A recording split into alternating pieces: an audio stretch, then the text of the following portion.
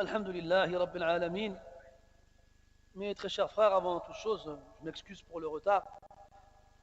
On ne va pas prendre beaucoup de votre temps, même si c'est samedi soir, donc normalement vous êtes dispo. Inch'Allah. Hein. Aujourd'hui, un frère il est venu me voir après l'Asr. Il voulait me poser une question. Je vais vous la transmettre. Il me demande est-ce qu'on a le droit de se couper les cheveux pendant le ramadan. Bon, je rigole, parce que je trouve cette question quand même assez farfelue.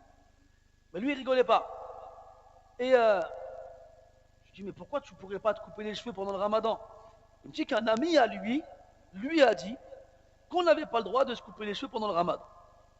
Alors je lui ai répondu, ton ami, coupe-lui la langue.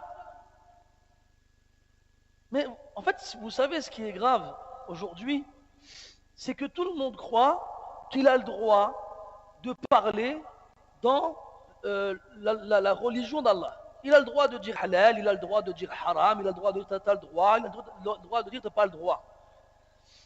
Mes frères, on n'a pas le droit de faire ça.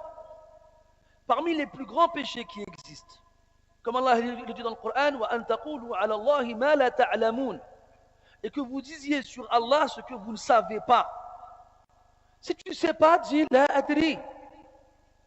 Dans l'histoire de Yusuf, alayhi salam, le roi il a des ministres. Et le roi il fait un rêve étrange. 7 vaches grasses dévorées par 7 vaches maigres, 7 épis secs et 7 épis mûrs. Qu'est-ce que ça veut dire? Alors il demande à ses ministres. Les ministres, qui sont des gens cultivés, des gens instruits, des gens qui ont de la science dans plein de domaines. Ya ayyuhal mala'u aftuni fi ru'yaya in kuntum lirru'ya ta'burun. Informez-moi au sujet de ce rêve, de cette vision, si vous savez les interpréter. Ils ont dit, pour nous, c'est un amas, un mélange de différents rêves, et nous ne savons pas interpréter les rêves. On ne sait pas. Avant l'islam, chez les Arabes, il y avait un homme qu'on appelait Abul Hakam. Cet homme-là était réputé dans toute la péninsule arabique pour être un homme sage et un juge impartial. Quand les gens avaient des problèmes, ils allaient le voir pour qu'il trouve des solutions à leurs problèmes. Un jour, il y a toute une tribu qui vient. Ils étaient au moins une centaine. Ils demandent à le voir. Voilà, on a un problème. Il y a un homme de chez nous, il est mort. Très riche. Il a laissé un enfant seulement. Cet enfant-là, c'est un khunfa. Est-ce que vous savez c'est quoi un khunfa? Un khunfa, c'est un être humain qui a les deux parties génitales. Celui de l'homme et celui de la femme. Il a les deux. Allah il a créé comme ça. Comme Allah dit dans le Coran, يَهَبُ لِمَنْ يَشَاءُ إِنَاثًا وَيَهَبُ لِمَنْ يَشَاءُ الذُّكُورَ أَوْ يُزَوِّجُهُمْ ذُكْرَانًا وَإِنَاثًا. Ils ont les deux organes génitaux. Et donc ils ne savaient pas quelle part d'héritage lui revenait. Celle d'un garçon ou celle d'une fille? Donne-nous la réponse.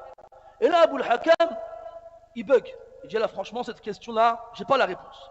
Donc vous savez quoi? Vous êtes mes invités jusqu'à ce que je trouve une solution à votre problème. Et tous les jours, comme ils étaient une centaine, il sacrifiait un dromadaire qui lui appartenait. Les dromadaires, ça coûtait cher. Et ça coûte toujours cher. T'as remarqué, on n'a jamais vu un dromadaire dans la cité. C'est peut-être parce que ça coûte cher. Mohim. Donc, tous les jours, il débarque un dromadaire pour nourrir la tribu qui sont une centaine. Et lui, il reste dans sa tente et il réfléchit, et il ne trouve pas de solution. Les jours y passent et son nombre de dromadaires diminue forcément.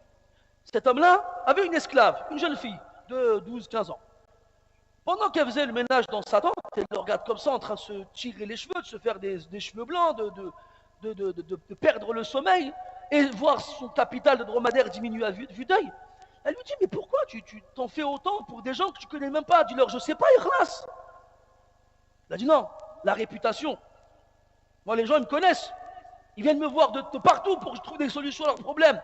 Je ne peux pas leur dire ça. De toute façon, ce n'est pas tes affaires. Occupe-toi de tes affaires et laisse-moi tranquille. Puis elle dit, d'accord, vas-y. Expose-moi le problème. Tu n'as rien à perdre. Ça fait des jours que tu cherches, tu n'as pas trouvé. Dis-moi. Alors il lui parle du problème. Voilà, il y a un enfant, il a les deux parties génitales, on ne sait pas si c'est un garçon ou une fille, et donc on ne sait pas quelle part de l'héritage lui revient. Elle lui dit, mais c'est facile. Regarde par où il urine, tu sauras si c'est un garçon ou une fille. Et là, elle regarde comme ça, elle dit, ah ouais. Et il est parti. parti les voir et leur a donné la solution. Et il leur a dit, eh, barrez-vous là, les chameaux qui me restent, je ne peux pas les perdre.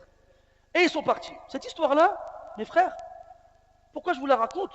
C'est des gens qui n'avaient pas l'islam, qui adoraient des statues, et pourtant, qui ne prenaient pas l'initiative, ils n'avaient pas l'audace, la jour'a, de parler sans science. Quitte à perdre des dromadaires tous les jours. Hein, aujourd'hui, pour que tu saches, un dromadaire, c'est 3 000, 4 000 euros. Si tu veux en acheter un au cas où, ça t'intéresse d'en mettre un dans la cité. Donc, 3 000, 4 000 euros un dromadaire. Hein. Et dromadaire basse classe, hein. Genre comme une Twingo à peu près, tu vois. Si tu veux une dromadaire Lamborghini, il faudra mettre le prix. À la Kulihal, il ne faisait pas ça. Mais attention. Et les gens qui répondent sans science, sans réfléchir, c'est les pires des gens. Encore une histoire. Il y avait un imam dans une mosquée, c'était un sniper. Impossible, tu lui posais une question, il n'avait pas la réponse. Les gens se sont dit quoi? C'est pas normal, c'est pas possible. Moi je connais tout celui-là, c'est pas possible. Alors ils se sont réunis, c'était une dizaine de personnes. Ils ont dit quoi? On va inventer un mot. Et on va lui demander ça veut dire quoi. On va voir si c'est un menteur ou pas. Ils étaient 10, et chacun, ils ont pris la première lettre de leur prénom. Khalid, Nourdin, Sharif, Kada. Et ça faisait Khunfouchar. Un mot qui n'existe pas. C'est eux qui l'ont inventé. Ils vont dans sa mosquée, il y a plein de monde. Tout le monde dit Ya Sheikh, عندي سؤال, Ya Sheikh, عندي سؤال. تفضل, يجوز, va يجوز, والدليل. C'était une mitraillette, le gars. Puis il y en a un qui s'avait dit Ya Sheikh, ما هو الخنفشار. Il a fait comme ça. الخنفشار نبت ينبت في اليمن إذا أكلته الإبل استطلق بطنها يقول فيه الشاعر لقد عقدت محبتكم فؤادي كما عقد اللبن الخنفشار وقال الأنطاكي فيه كذا وقال فلان وقال النبي صلى الله عليه وسلم حسبك. Oh, il a inventé un truc à la chaîne comme ça. Il a commencé à dire que le khinfishar est le nom d'une plante qui pousse au Yémen. Lorsque les dromadaires en mangent, leurs intestins se lâchent. La preuve, le poète a dit que mon amour a pris place votre amour a pris place dans mon cœur, comme le khinfishar rend le lait d'une meilleure saveur. Et Al-Antaki a dit qu'il y avait telle propriété médicinale de cela. Et le prophète a dit, il doit dire arrête, t'as menti sur le Yémen, sur les dromadaires, sur les poètes, ne mens pas sur le prophète sallallahu alayhi wa sallam. Et à partir de là, quand quelqu'un y répond dans la religion d'Allah sans science, on l'appelle khunfouchar. Arrêtons d'être des khunfouchar. Pourquoi tu n'oses pas répondre quand c'est la mécanique? Quand tu ne sais pas pourquoi ton moteur ne veut pas démarrer? Pourquoi tu ne veux pas répondre quand tu ne sais pas pourquoi tu es malade? Tu vas voir un médecin. Quand tu ne sais pas pourquoi ta voiture ne démarre pas, tu vas voir un mécanicien. Pourquoi quand c'est dans l'islam, tu te dis ah tiens je peux répondre? Tu ne sais même pas lire le Coran. Tu ne comprends pas l'arabe. Tu n'as jamais lu un livre de fiqh de la première page à la dernière. Tu as déjà fait ça? Non. De quel droit tu viens, tu dis halal, haram? De quel droit? Allah dit dans le Coran, subhanahu wa ta'ala, je m'arrêterai là-dessus. وَلَا تَقُولُوا لِمَا تَصِفُ أَلْسِنَتُكُمُ الْكَذِبَ هَذَا حَلَالٌ وَهَذَا حَرَامٌ لِتَفْتَرُوا عَلَى اللَّهِ الْكَذِبَ إِنَّ الَّذِينَ يَفْتَرُونَ عَلَى اللَّهِ الْكَذِبَ لَا يُفْلِحُونَ. N'allez pas décrire avec vos langues en mentant. Ceci est licite et ceci ne l'est pas. Ainsi, vous proférerez sur Allah le mensonge. Ceux qui profèrent le mensonge sur Allah ne gagneront jamais. Jamais. Je me rappelle quand on était petit, hein, à l'école, au collège. Oh, t'as cassé ton jeûne, t'as cassé ton ramadan. Quand quelqu'un disait un gros mot, t'as cassé ton ramadan. Quand quelqu'un touchait une fille, t'as cassé ton ramadan. Mais c'est des enfants. Ils sont au collège. Mais eux encore, on peut les excuser. Il a 30, 40 ans, il fait des trucs d'enfants de 12, 13 ans. Wallah, donc il faut craindre Allah, mes frères. Et faire très attention à ce qui sort de nos bouches. Parce qu'on sera interrogé dessus sur la résurrection. Le prophète dit sallallahu alayhi wa sallam, وَأَمْسِكْ عَلَيْكَ لِسَانَكَ.